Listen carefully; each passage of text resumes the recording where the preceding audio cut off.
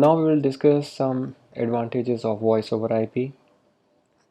Voice over IP is easier to install, configure, and maintain. Voice over IP scales up or down easily, easy to add or remove customers. A range of call features are supported. Even older technology like fax is supported. Hosted voice over IP saves businesses money. Voice over IP integrated with other businesses system. Next, we have few disadvantages of voice over IP as well. That is loss of service during outages. Without power, voice over IP phones are useless. So in case of emergencies during power cuts, it can be a major disadvantage. With voice over IP emergency calls, it is hard to locate you and send helpline in time.